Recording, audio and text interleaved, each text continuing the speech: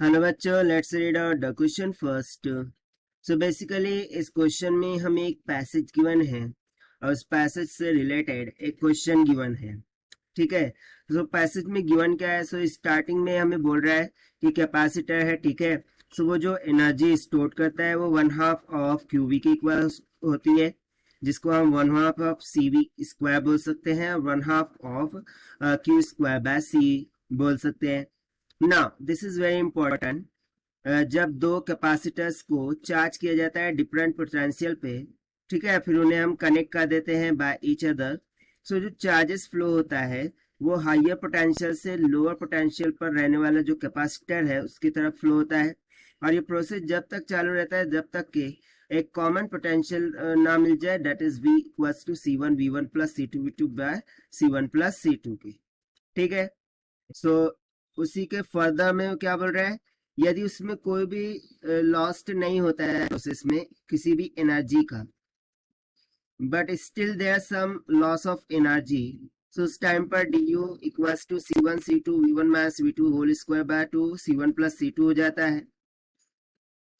फिर जब हम एक कंडक्टिंग स्लैब जिसकी थिकनेस T होंगी इंसर्ट करते हैं between the parallel plates of the capacitor, so उस टाइम पर यदि वो कंडक्टर होगा तो उसकी थिकनेस T होंगी और डाइलेक्ट्रिक होगा तो उसकी थिकनेस T होंगी। सो उस टाइम कैपेसिटेंस क्या हो जाएंगी, देखिए C equals to epsilon not A by D minus of T।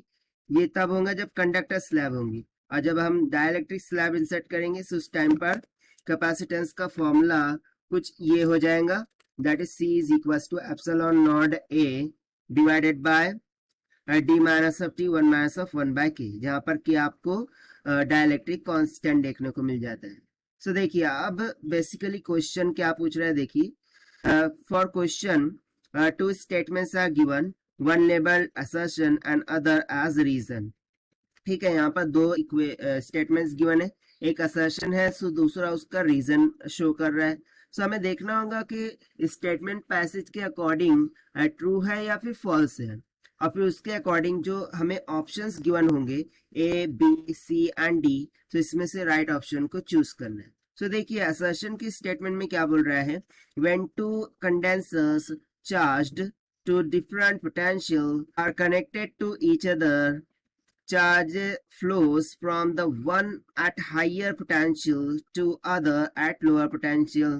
यानी कि चार्ज जब हम दो कंडेंसर को चार्ज करेंगे अलग अलग पोटेंशियल पर, सो जो चार्ज का फ्लो होगा वो higher potential to lower potential की तरफ होगा, और उसका रीजन ऐसा बता रहे हैं कि this happens till that total energy is equally divided. तो चलिए हम इसका सॉल्यूशन देख लेते हैं। So before of that, let's see the key concept which we are going to use here for this question.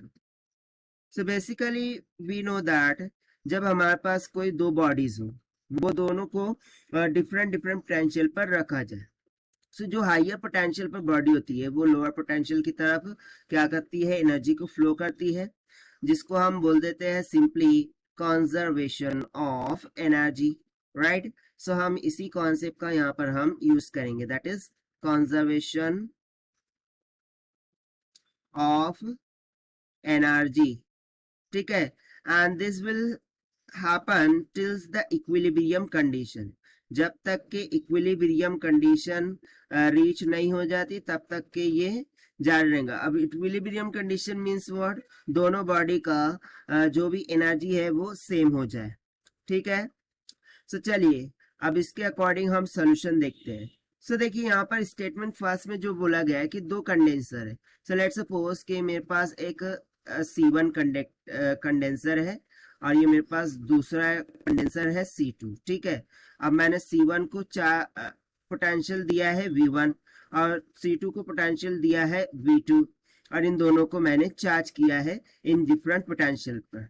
So basically यहाँ पर मैं मान रहा हूं कि जो V1 है वो ग्रेटर है एज कंपेयर टू V2, यानी कि V1 क्या है, हाइयर पोटेंशियल पर है V2 से। सो उसके अकॉर्डिंग जो C1 होगा वो हाइयर पोटेंशियल पर हो जाएगा C2 के कंपैरिजन में, राइट। सो बेसिकली क्या होगा कि C1 और C2 को जब हम कनेक्ट कर देंगे एक दूसरे से like this, so in that case जो हायर पोटेंशियल पर है, लेट्स से कि C1 हायर पोटेंशियल पर है, ठीक है, C1 इज हायर पोटेंशियल, सो जो C1 से पोटेंशियल, जो C1 हायर पोटेंशियल पर है, वहां से एनर्जी का ट्रांसफर होगा किस पर, C2 पर, ठीक है, जो कि लोअर पोटेंशियल पर है।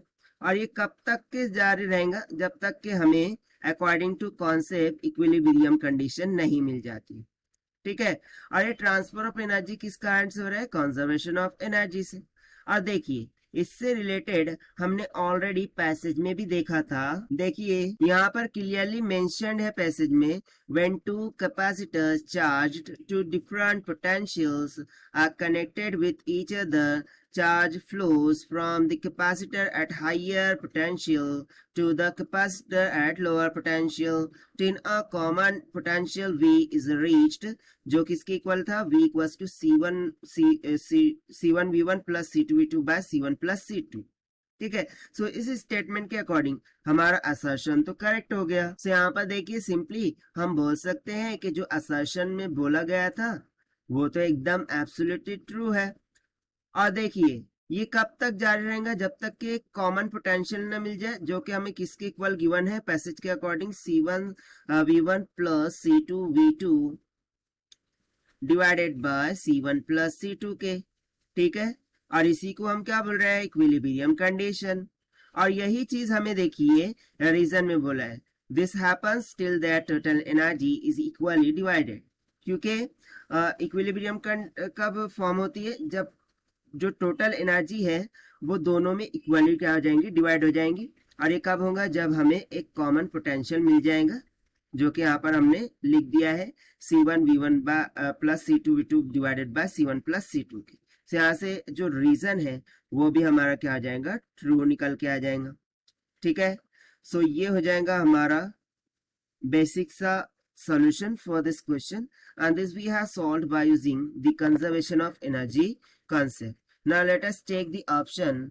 So यहाँ से जो option A है, that is both assertion and reason are true, and reason is a correct explanation for A, will become correct answer for this question. So this is the required solution. I hope you understood well. Best of luck. Thank you.